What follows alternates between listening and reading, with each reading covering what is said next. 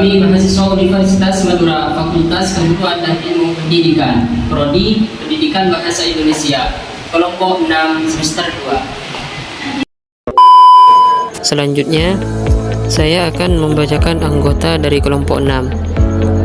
Yang pertama, Muhammad Ilham Maulana, NIM 2023 610011.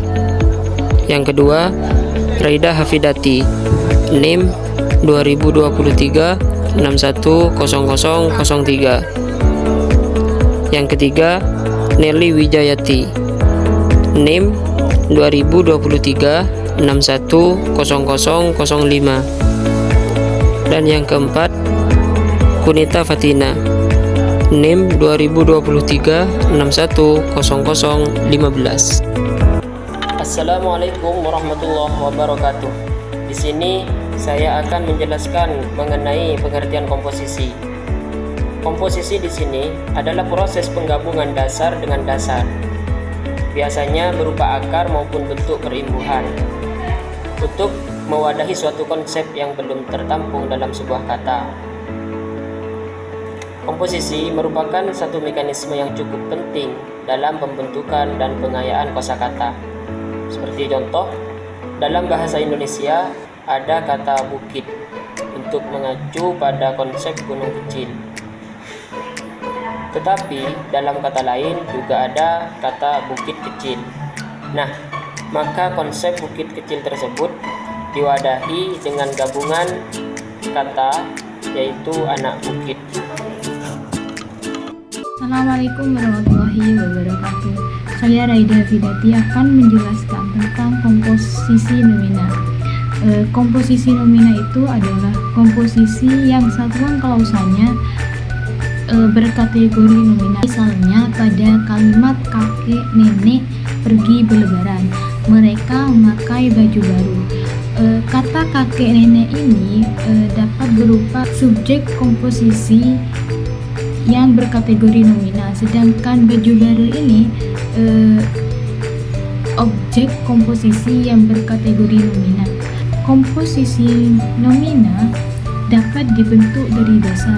Yang pertama ada nomina dan nominal, contohnya seperti kakek nenek.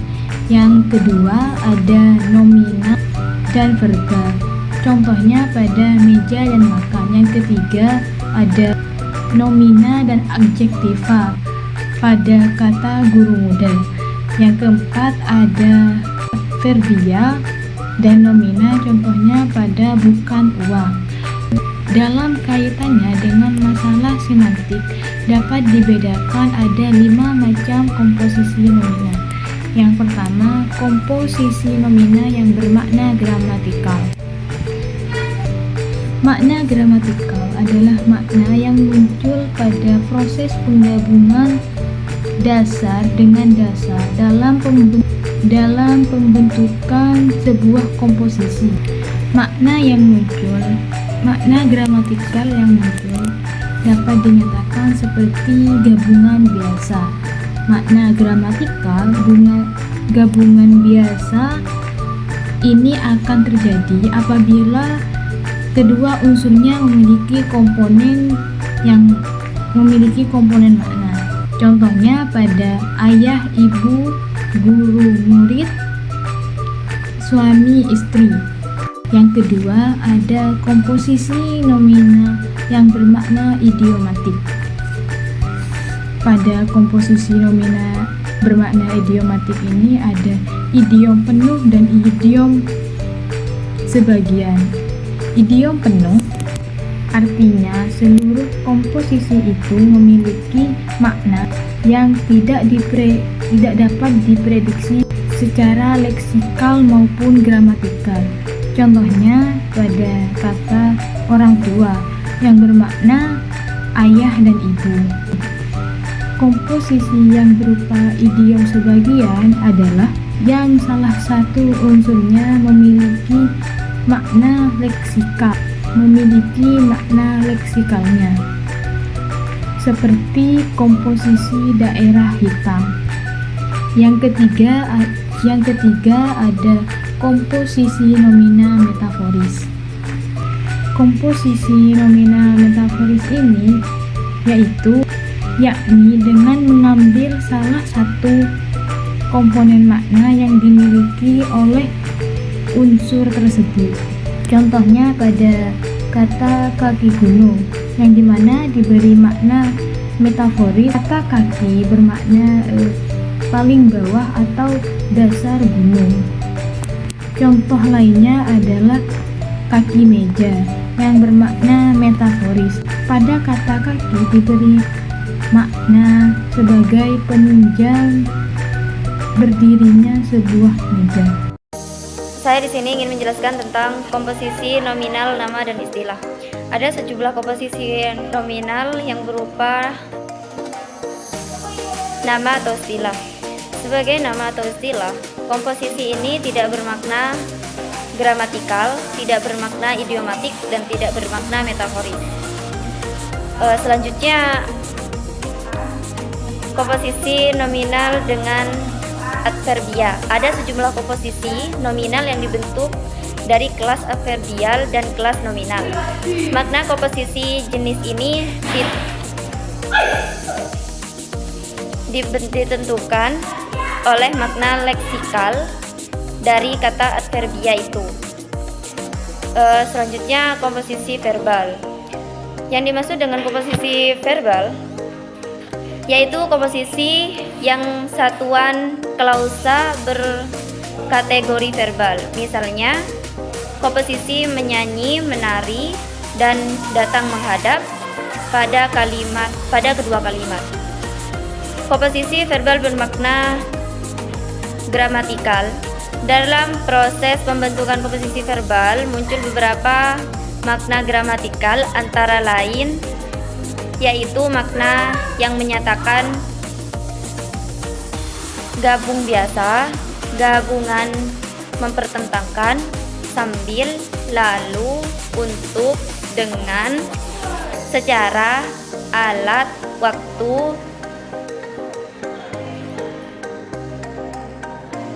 karena, menjadi, menuju, arah kedatangan, seperti. Selanjutnya, komposisi verbal bermakna idiomatikal.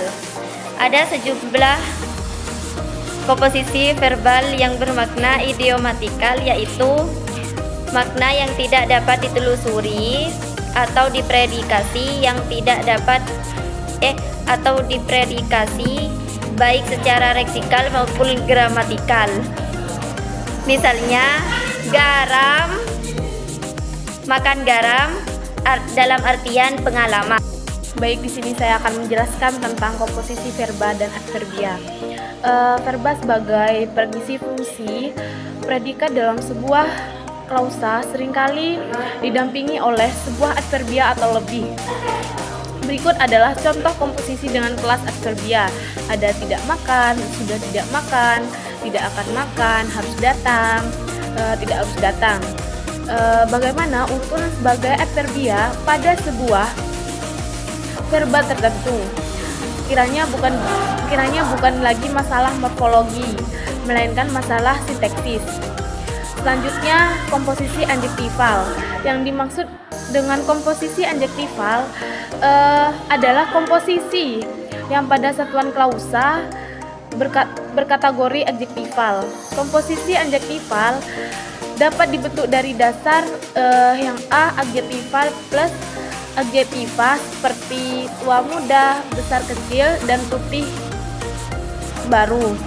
Yang B, adjektiva plus nomina seperti takut pulang, malu bertanya, dan berani pulang. Yang C, adjektiva plus verba